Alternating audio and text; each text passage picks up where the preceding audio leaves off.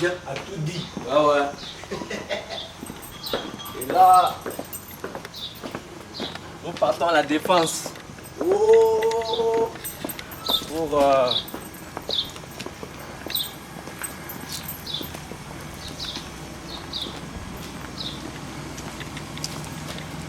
L'étudiant a tout dit. Monsieur Kalati, vous avez 5 minutes pour votre économie du travail. D'entrer dans le vif de notre sujet, nous remercions les membres du jury qui sont devant nous. Nous remercions la famille qui nous a soutenus. Également, nous bénissons aussi l'Éternel. Sans plus tarder, nous allons passer à notre sujet qui s'intitule « Le pouvoir politique et développement local en RDC ». L'objectif de notre travail, il s'agit du pouvoir politique et du développement local en RDC.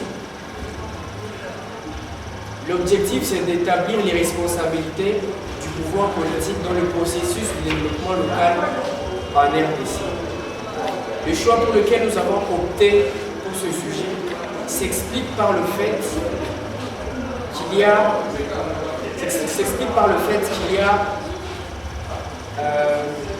un éloignement entre le pouvoir central et vers les entités locales. D'où nous supposons que la décentralisation est un outil précieux pour favoriser, pour contribuer au développement.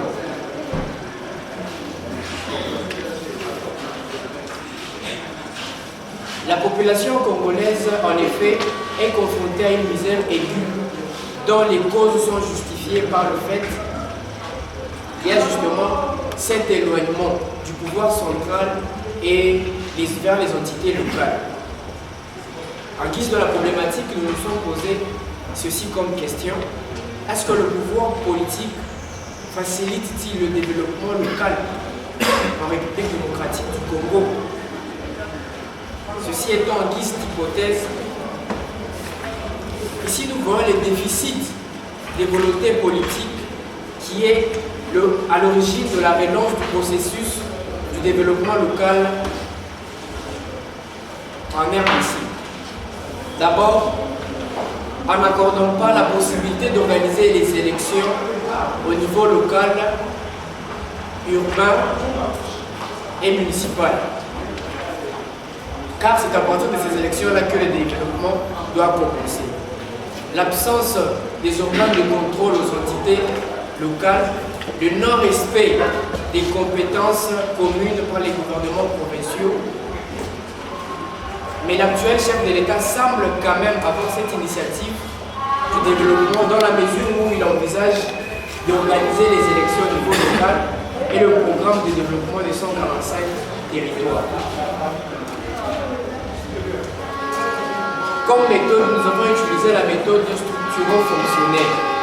Cette méthode s'explique, le fait de cette méthode s'explique par le fait que nous avons considéré la RDC comme la structure et la fonction, le pouvoir politique ou le rôle que joue le pouvoir politique dans le processus de développement local en RDC. Technique de recherche, nous avons utilisé l'observation directe, indirecte, l'analyse documentaire et l'interview libre. L'observation directe, c'est par rapport à l'infrastructure de l'électricité, d'eau potable, de la mauvaise gestion des redevances minières,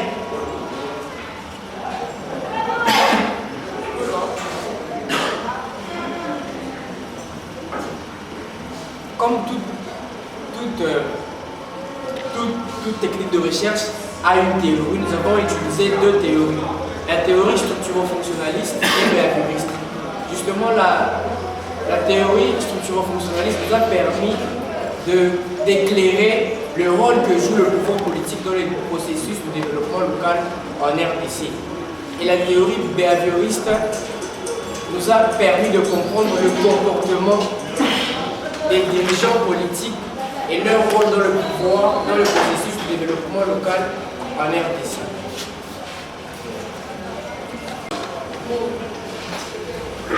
Subdivision de notre travail, nous avons subdivisé notre travail. Il y a deux subdivisions, dans le temps et dans l'espace. Dans le temps, nous avons pris la loi numéro 08/016 du 10 octobre 2008, car c'est à partir de 2008 que le développement a commencé et jusqu'à nos jours. Et dans l'espace, nous avons délimité notre travail sur la RDC. Pourquoi la RDC? Parce que nous constatons les déficits sur presque tout l'étendue du pays. Le deuxième chapitre a porté sur le cadre d'études qui est justement la RDC, et le troisième chapitre a porté sur le pouvoir politique et le développement local.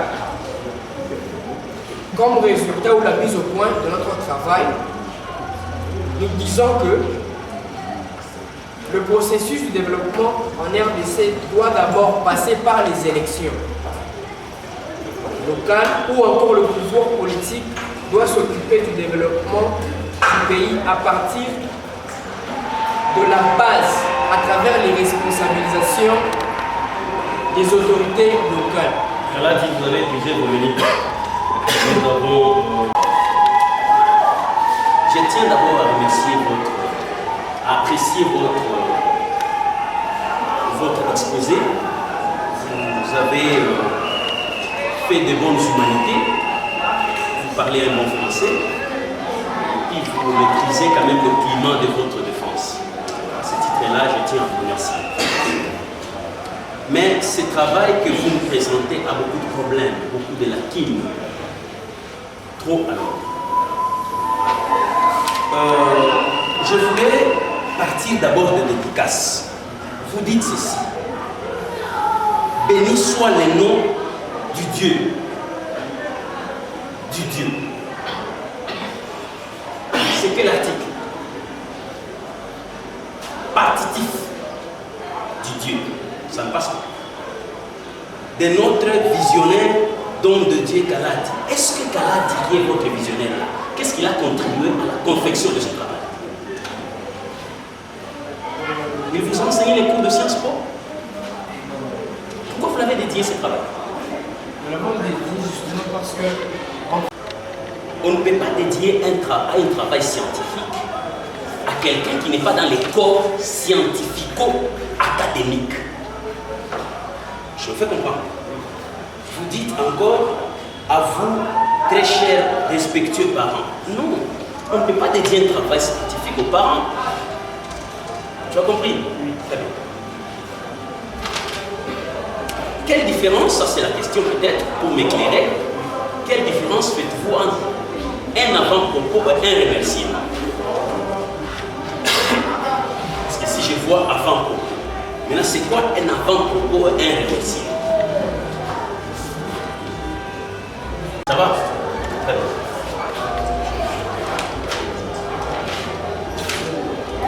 Vous dites ceci dans votre exposé. Vous dites que c'est à partir de la promulgation de la loi de 2008, ça va, que le développement a commencé. Est-ce que tu peux nous expliquer qu'à partir de 2008, le développement a commencé avec les entités territoriales décentralisées?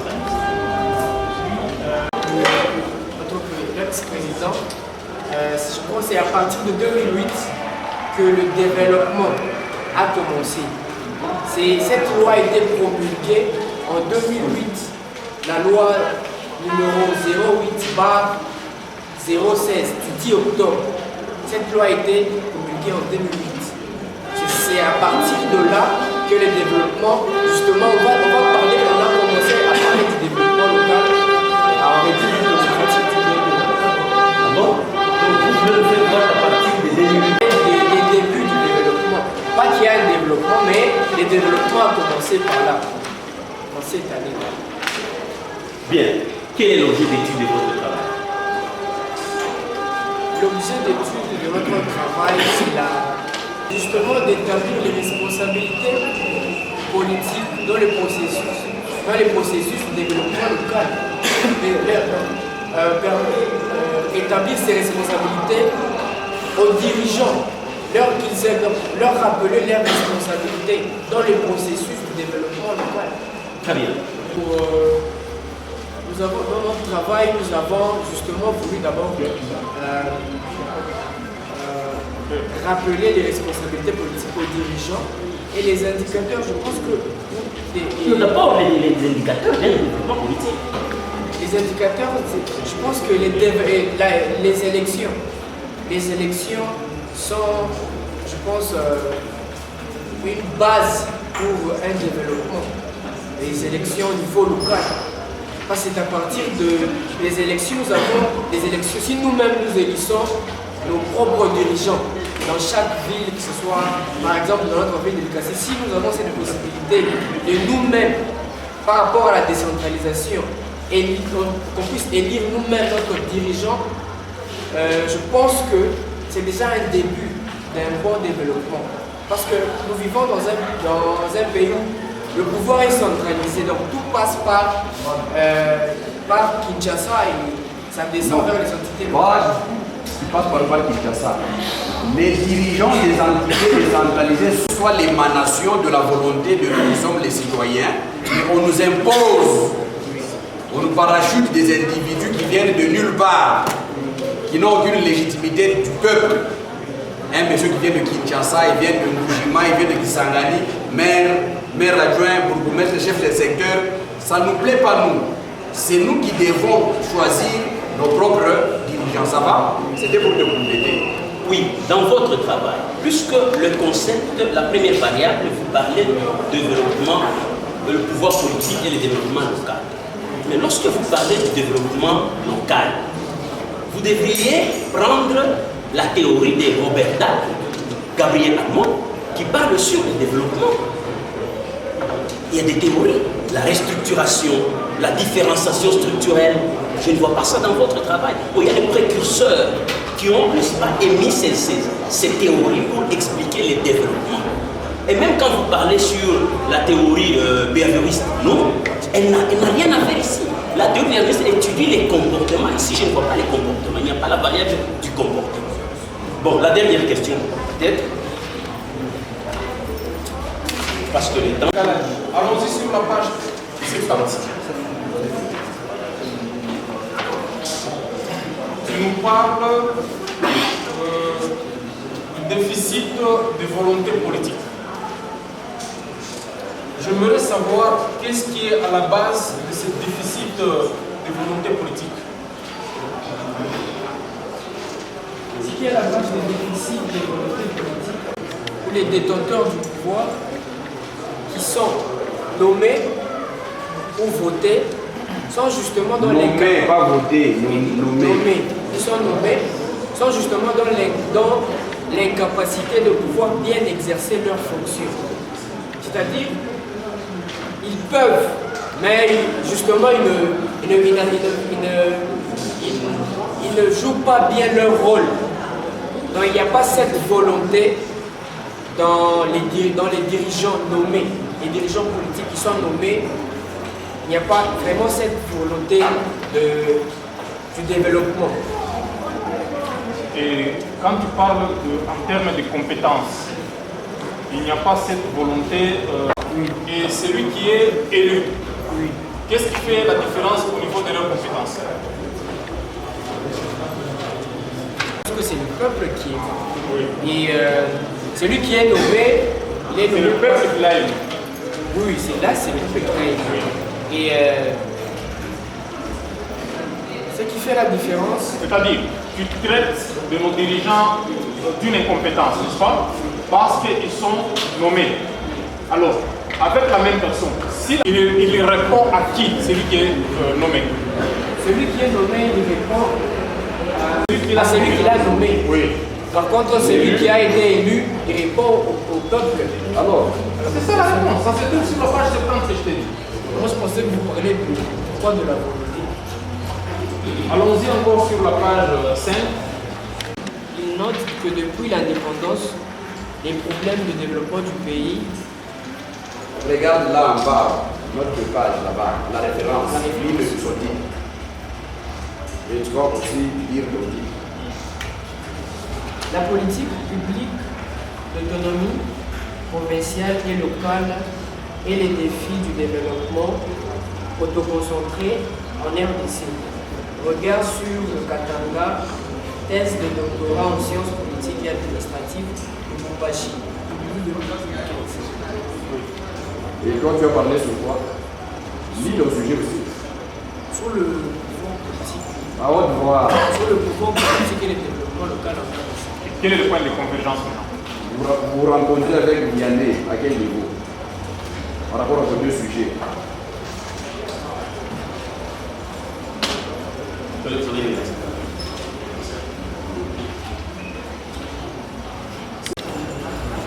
Explique-moi les différentes sources du pouvoir politique.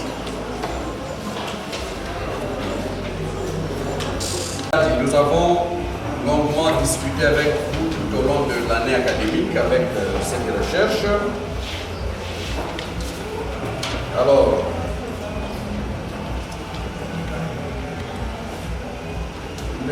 le chef de travaux, M. Thierry, était préoccupé par rapport à la théorie laboriste. C'est au niveau de la variable relais ou intermédiaire que nous pouvons exploiter cette théorie. Ça va? Le comportement des dirigeants chez nous en RDC, dans ce sens que un élu sur le plan psychologique se comporte autrement qu'un individu qui a été nommé. Regardez aujourd'hui la ville de Likasi. Elle est sale.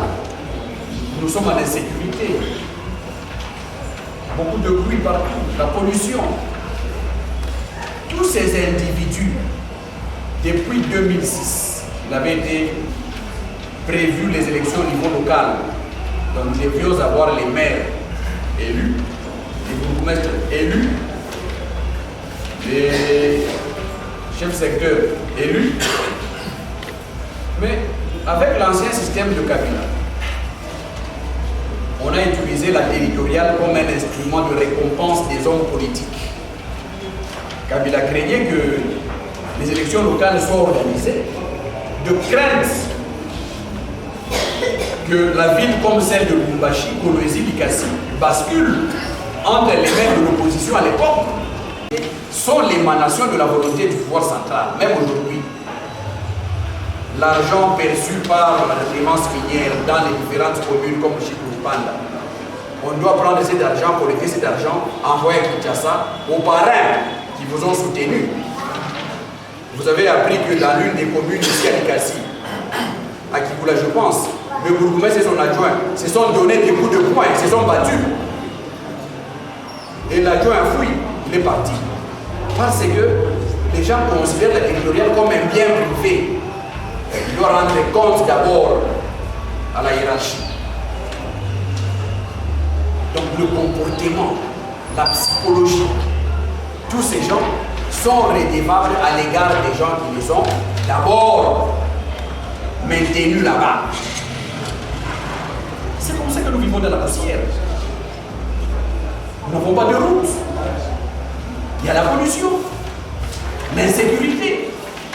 La territoriale devient un business lucratif, un objet de récompense des hommes politiques. Tous les militants qui ont manifesté une certaine bravoure, un certain militantisme, dit vas-y dans tel secteur, lui, vas-y à la commune de Chikou, Panda, ainsi de suite. Ça devient un jeu. C'est par là que devait commencer le développement local au sérieux. Qu'est-ce qu'un individu nommé peut-il vraiment faciliter le développement dans une entité? Il y a le tribalisme aussi. On voudrait que dans une province comme le Katanga, que ce soit seulement les Sangas qui soient à la tête des entités, même s'ils sont des défaillants, même s'ils sont des incompétents, les Lamba, les Bemba, les Sangas. Moi, hier, si on me nommait maire de la ville ici à Likasi, ça va engendrer des problèmes. Ça va soulever des communautés locales. Même si je suis professeur d'université, On va vouloir prendre même une illettrée, mais qu'il soit sang. Ouais. C'est notre bien. Ok? Donc ce sont autant des problèmes qui militent en faveur de l'échec de notre descente. Même actuellement, avec le président Félix depuis 2018, il n'a pas aussi voulu organiser les élections.